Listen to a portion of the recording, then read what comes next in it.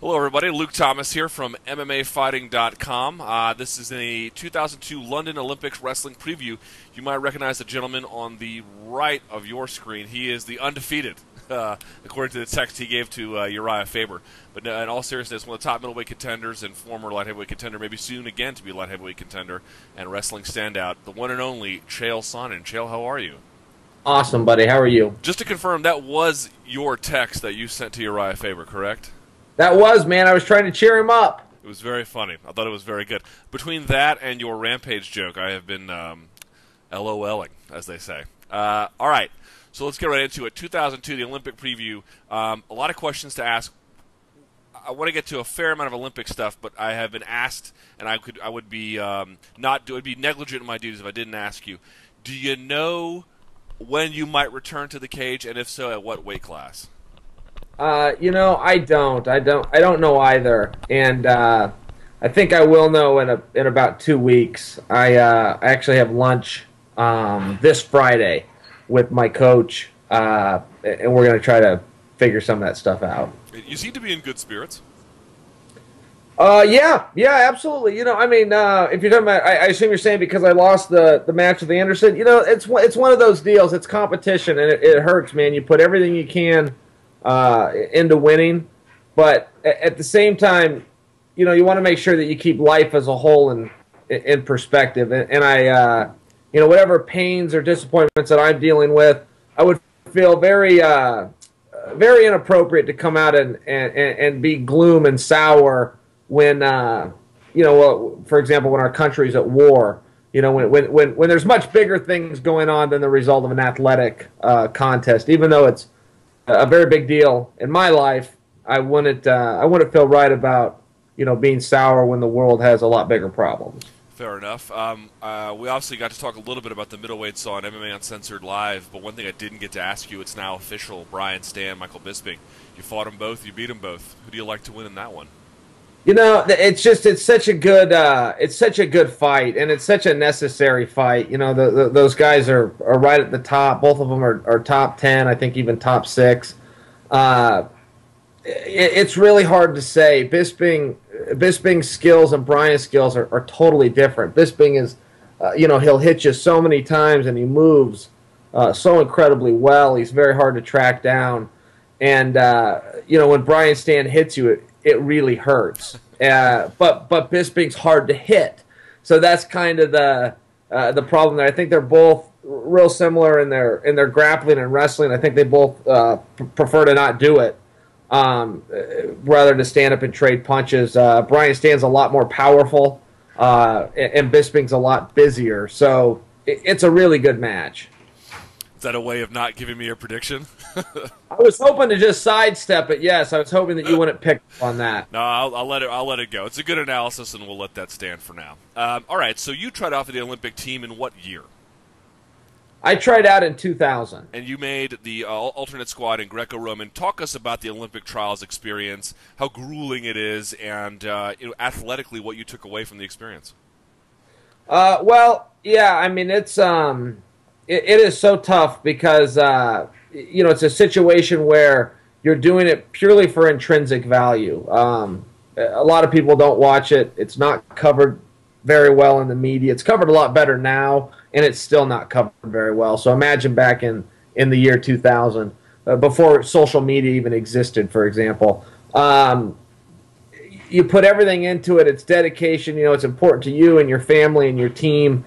And it's hard. On top of that, it's just really hard from the training. But I mean, the day of competition itself, you take on 4 or 5 guys in one day. That's really hard to do. But that's just the life of a wrestler. And what's really frustrating, and it frustrates me now as a fan, is what limited opportunity there is. There was limited opportunity back then, but there's really limited opportunity now. And it's great for the guys that made the team. I'm so happy for them and proud of every one of them. But if you take 1 second to look at the guys that didn't make the team, that's when you can really understand it. Let's look at 55 kilograms in freestyle. Let's look at Nick Simmons. In one day, Nick Simmons beat the defending NCAA champion. He beat the defending Olympic champion. He beat this year's Olympian, all in the same day, and he did not make the Olympic team. All right, so you mentioned 55 kilograms. Let's get right into freestyle, actually. That's the one I think most people are going to be paying attention to. It doesn't start until, I think, the 5th wrestling overall, and then I think it's like the last few days for freestyle. But 55 kilograms, I have to say I'm a little worried about that side of our squad. Sam Hazewinkel finally makes Olympic team. He's probably the greatest wrestler in college to never win a championship, or at least he's in the running. Anyway, I guess Cain Velasquez might be up there too, but whatever the case, he makes the Olympic squad. He legacy, his he comes from a lineage of people who made the Olympic squad. But then at that Beat the Streets event, he didn't face Russia's best, and he didn't look that good either. As you just mentioned, when you make the Olympic squad, you don't just beat a good guy. You have to beat several world champions to do a whole lot. Sam Hazewinkel, what do you think he's going to do at 55 kilograms? Well, those guys are all so close. He could take on Russia's number 10 guy or their number 1 guy. He could lose to either of them, and he could beat either one of them. Let's be clear on Sam. Sam's the best wrestler we have, the most complete wrestler we have. He was an NCAA finalist. He was an Olympic alternate in Greco-Roman, and now he's an Olympic member in freestyle. So he's the one guy that can do all three. And yeah, that's true. He came up a little short at Beat the Streets, but any of those guys can beat anybody at the right time. Let me remind you, in 1999, Brandon Slay finished 6th at the World Team Trials, which is the same as the Olympic Trials, but a non-Olympic year. He was 6th place. I went and watched him up in Seattle, or rather Tacoma. In 2000, he was the Olympic gold medalist. So it's really just who performs on what day makes a big difference between, the top 20 to the number 1 guy. Last year, to follow up on that, Henry Cejudo, no one expected him to win. He was ranked, 30th in the world, and he goes out and takes the gold. But do you think that Sam is the kind of guy who can rise to the occasion that way? Yeah, well, Sam has before. He's beat the top guys before, and he's been beat. But guys get beat all the time. There won't be one guy that wins the Olympics in any weight class that has been undefeated even just this season. Undefeated records are as fake as they come. You only see that in boxing. You only see that where a guy's protected and doesn't take on everybody.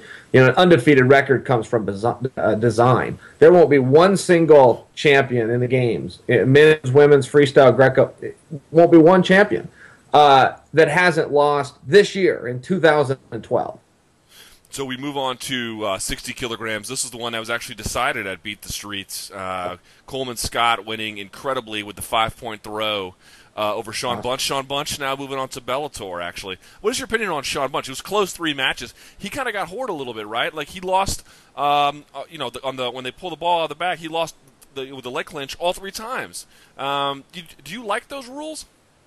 Well, I didn't like him when I first was told about him a couple years ago, and this also comes from the perspective as a coach, and I coach a kids team, and it's very hard when FILA continually changes the rules, especially mid-season. In 2008, but from the time we had the U.S. Nationals to the Olympic trials, there was a rule change. They changed the rules, and that's so incredibly difficult to deal with. In fact, as a matter of fact, what I was referring to was 2004, but it's so hard when they do that. And yeah, now that I understand them, I do like them. And there is a bit of a game feel to it. It's less of a sport and more of a game at times.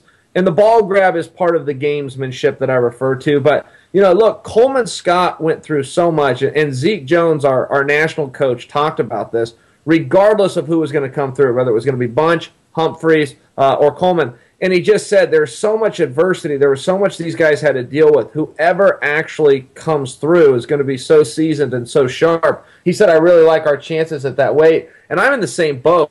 Coleman Scott has workouts on a daily basis that are tougher than what he's going to deal with at the Olympics. He's got Kenny Monday, champion and runner-up. John Smith, 2-time champion. He's got Eric Guerrero, who's as good as any wrestler I've ever seen, on a daily basis. He's got 3 Olympic titles just in the room. This isn't the biggest challenge he's going to face. It's the most prestigious, but it's not the toughest. What's interesting about this weight class is you got Franklin Gomez out of Puerto Rico, who he's an American tax-paying guy. He could beat Coleman Scott probably, or at least made it super competitive. Sure. What is your opinion about Gomez wrestling for Puerto Rico? Well, I don't mind it at all if that's where he feels his loyalty to, because that's really what this is about. You're not wrestling for yourself or your university. You're wrestling for your territory. You're representing your country. And if that's where Franklin wants to be, man, I think that's awesome. I think he's awesome. He also, to your point about he could have competed for America, he also trains out there with Chael Sonnen at the Nitty Lion Wrestling Club. So he's on American soil. But, man, that guy's a stud. And frankly, I'm glad he is competing with Puerto Rico. Because you're right, he could have beat those guys. They could have beat him too, but he could have beat those guys. And that comes back to what we're talking about opportunity. I hate that only one guy gets to go. In track and field and gymnastics and so many other sports, U.S. could finish first and second. You could win a gold and a silver because there's multiple representatives, and it should be that way in wrestling too.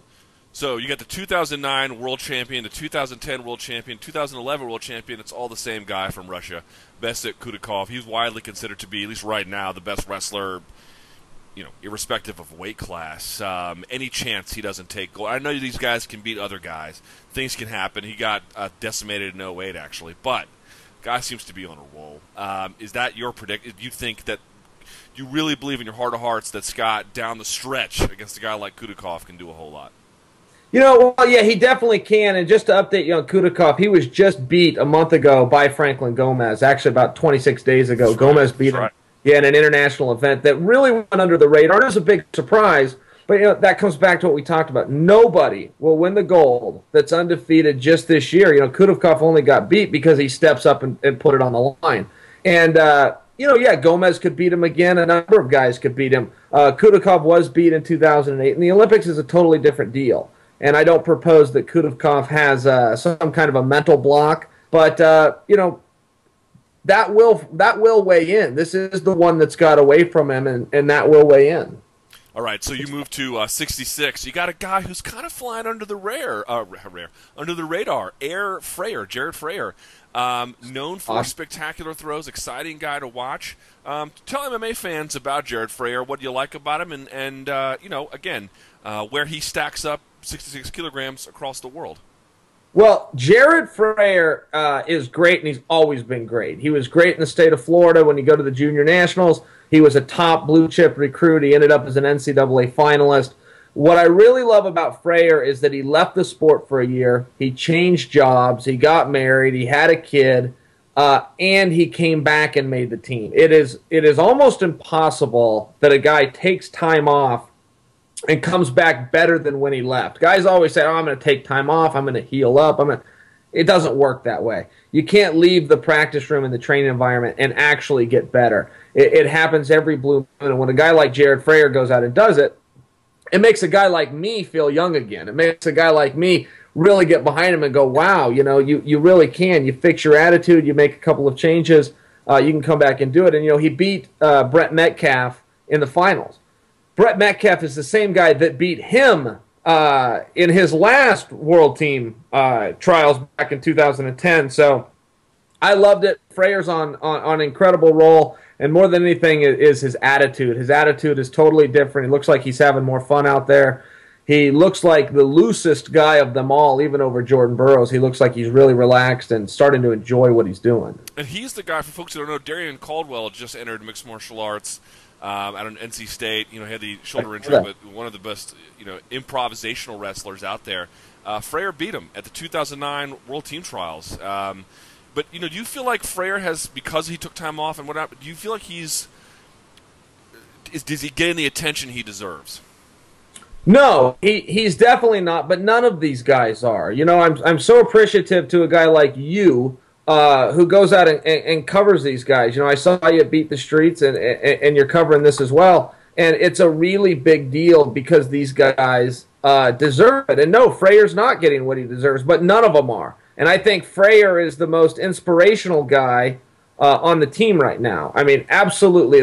There's no I think about it. He is. And this guy's got a full plate as a husband, as a father, as a recruiter, as a coach, and as an athlete. Most guys just have to do the athletic part, but he has so many different irons in the fire, and he's successful at all of them. We got just a few minutes left. Let's hustle through these other weight classes, but spend a little bit of time talking about 74 kilos. The guy everyone's got on their mind, Jordan Burroughs, the face of USA Wrestling. Is there any I mean, listen, again, we'll see what happens. And actually, Hal gave him a hell of a run at the trials. But of all the guys in all the weight classes, this is the one who's, you got to imagine, most locked on for gold. True or false? Oh, absolutely true. You know, usually when you have a star, a world champion like Burroughs, he's one of two things. He's either really good or he's really tough. But guys are very seldomly both. Burroughs is both. As explosive, as talented, as athletic as he is, he also won't let you score. He just flat out won't give up a point. You know, if he's ahead by 5 points and there's 1 second left, he won't let a guy get on top of him. He won't let a guy push him out of bounds. It's very hard to beat a guy that does not give up points. Everybody likes to talk about how Jordan Burroughs has never lost a senior level match, and that is impressive. But more impressive is he hasn't been scored on. And that's not literal. He has given up points, but my goodness, they are so incredibly rare. It's something to zero almost every single time with that guy. Which is weird because you look at his scores in college, guys would get 8 points on him, but it's only because he would double leg him and just let him back up. His style has changed a little bit. Do you feel like some of the holes he had coming into freestyle that he's turned a corner on? Yeah, I think so. Yeah, absolutely. You know, and we're only going to see what he lets us see. You know, if he gets on top of a guy and starts turning him over with leg laces and gut wrenches, you know, that's really been the only knock on him is his parterre. He did the same thing in freestyle that he did in collegiate. But Stephen Neal did that in 1999. Stephen Neal double-legged everybody, went into the Worlds, double-legged everybody again. He didn't score one single point from the parterre position, and he left as world champion. All right, so 84 kilos, we've got Jake Herbert, who has the thickest neck I think I've ever seen on a human being. He looks like Brian Urlacher with that thing in person. But really interesting about him, trains with Andy Hrovat, who spent time in Vladikavkaz with all those guys. Who, you know, Yep. he said it reminds me when he was talking about it with all those Russians over there, that like the guys who go down to Brazil and there's 30 black belts in a room, kind of like that. Jake Herbert, he didn't wrestle at the Beat the Streets event. Talk to us about Jake Herbert, who he is, and his chances for gold out in London this year.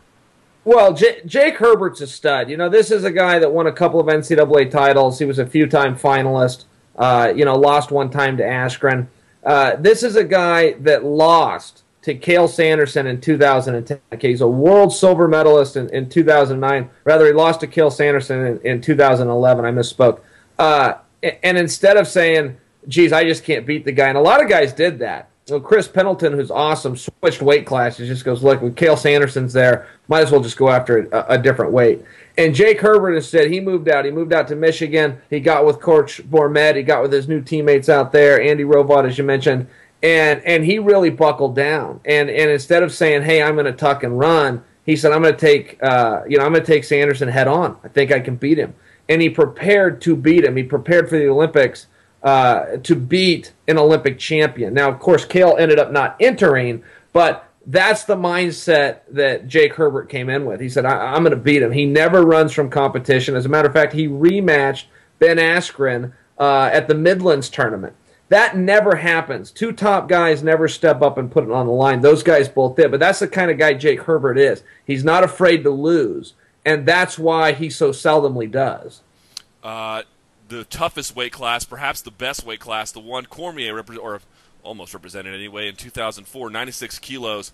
Boy, Jake Varner has his work cut out for him. Another friend and sort of protege, as it were, of Chael Sanderson. You know, you have to say, is this the toughest weight class? I mean, they're all tough, right? I mean, when they shrink from 9 to 7, it's incredibly tough. But this one feels like it's dynamic, hard-nosed, big, athletic wrestling.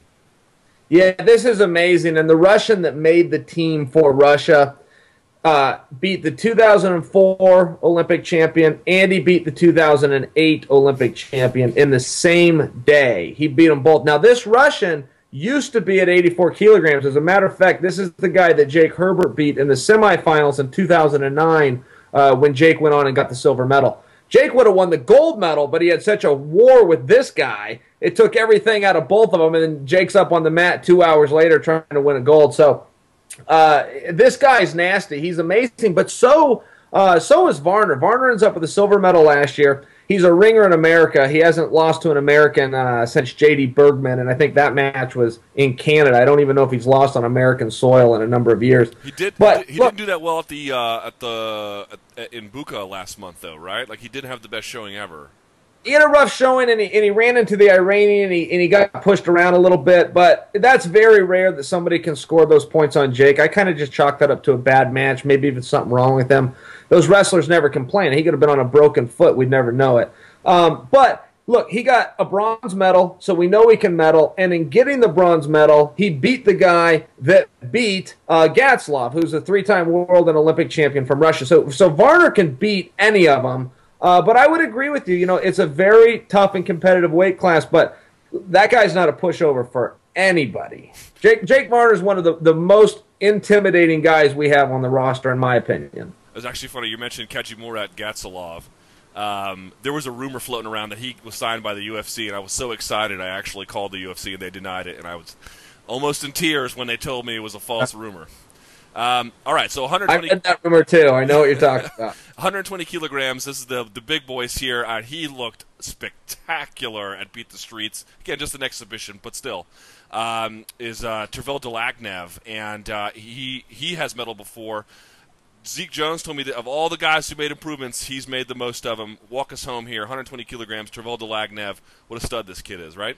Tervel's amazing. As a matter of fact, in the World Championships last year, he beat the Uzbek who's won 2 Olympic gold medals, the defending Olympic champion Uzbek, and Tervel beat him pretty handily. The only problems that he ever ran into was the gamesmanship, where he had the ball draw, and it didn't go his way. You know, what are you going to do with a heavyweight who gets underneath you, let alone gets underneath you with a leg? It's very difficult, especially at that weight class. So, that's the only place he struggled. His offense is incredible. He's a heavyweight that's shooting low singles. He's turning guys left and right. He outworks everybody. And it was very hard for him to get there. You know, we got a junior world champion in that weight class, Don Bradley.